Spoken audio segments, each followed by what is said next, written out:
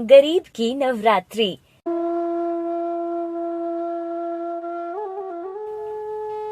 धामपुर नाम एक गांव था।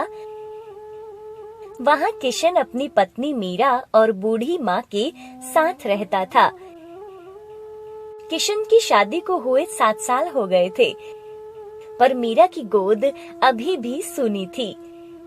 मीरा और किशन हर रोज मंदिर जाते थे और भगवान से प्रार्थना करते थे।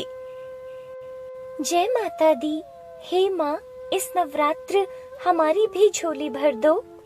हे माता रानी, हमें भी बच्चे का सुख दे दो। बच्चा न होने की वजह से किशन की माँ मीरा को हर रोज ताने मारती थी। ना जाने इस बांझ को कब बच्चा होगा और कब इस घर में बच्चों की किलकारियां गूंजेंगी। किशन, मैं तो कहती हूँ अब तू दूसरी शादी कर ले, इस बांझ के नसीब में बच्चा नहीं है। माँ, कितनी बार तुम्हें कहा है कि ऐसी बातें मत किया करो। जब भगवान की इच्छा होगी तो मीरा की भी गोद भर जाएगी। किशन की माँ मीरा को लेकर हर वो बाबा और पंडित के पास जाती थी जहाँ भी लोग उसे बताते थे, पंडित जी, मेरी बहू की कोई संतान नहीं है, कोई उपाय बताइए जिससे इसकी गोद भी भर जाए। अरे माई, तुम्हारी बहू पर तो किसी काली शक्ति का साया है। किशन की माँ ये बात सुनकर डर जाती है। पंडित जी, कोई उपाय बताओ जिससे इसके सर से वो काली शक्ति दूर हो जाए। तुम चिंता मत करो, ये लो पानी, इसको दिन ढलने के बाद हर रोज अपने पूरे घर में छिड़कना।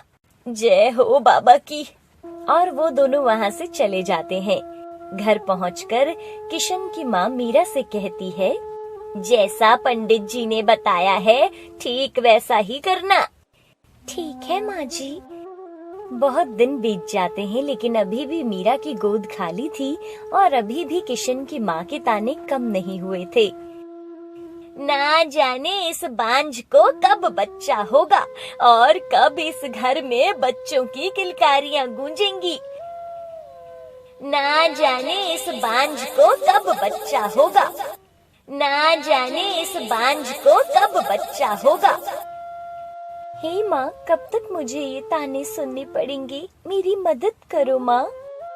एक दिन मीरा अपने घर के पास कुछ बच्चों को खेलते हुए देखती है और बच्चों को देखकर मीरा उनके पास चली जाती है और उन्हें खेलते हुए देखती है। आंटी, आप हमारे साथ खेलो ना। देखो ये बांझ कैसे हमारे बच्चों को देख रही है, ये कहीं अपनी काली नजर हमारे बच्चों को ना लगा दे। और वे अपने बच्चों को वहाँ से ले जाती है। तुम्हें कितनी बार समझाया है इस औरत से दूर रहा करो, अपने तो बच्चे नहीं है, दूसरे के बच्चों को नजर लगाती रहती है। उनकी बातें सुनकर मीरा बेचारी बहुत दुखी हो जाती है और अपने घर चली जाती है। एक दिन मीरा घर पर उदास बैठी थी, तभी उसे एक बूढ़ी औरत की आवाज सुनाई देती है। जय माता दी, कोई इस बूढ़ी औरत को खाना खिला दो। मीरा आवाज सुनकर बाहर आती है और उस औरत को बैठने को कहती है। बहुत भूख लगी है बेटा, कुछ खाना मिलेगा? माता तुम्हारी हर मुराद पूरी करेगी। मीरा उस औरत को खाना खिला देती है। माता जी, भगवान का दिया तो सब कुछ है, बस एक औलाद की ही कमी है। बेटी, दिल छोटा मत कर, माता रानी तेरी झोली जरूर भरेगी। तो इस नवरात्रे पूरी विधि से नवरात्रों के व्रत रखना और हर रोज जोत जलाना। देखना, ऐसा करने से माता रानी तुझे कभी निराश नहीं करेगी। शाम को जब किशन घर आता है तब मीरा किशन को सब कुछ बताती है। सच मीरा, क्या पता इस बार माता रानी हमारी ये मुराद पूरी कर दे।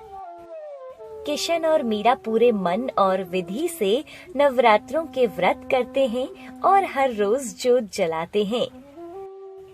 कुछ ही दिनों में मीरा सबको खुशखबरी देती है कि वो माँ बनने वाली है। मीरा की बात सुनकर किशन और उसकी माँ बहुत खुश होते हैं। मीरा एक प्यारी सी बच्ची को जन्म देती है जिसका नाम लक्ष्मी रखते हैं। वो माता रानी का शुक्रिया करते हैं। आपको ये स्टोरी कैसी लगी हमें कमेंट करके जरूर बताइए। अगर आप हमारे चैनल पे नए हैं तो हमारे चैनल को सब्सक्राइब करना ना भूलें।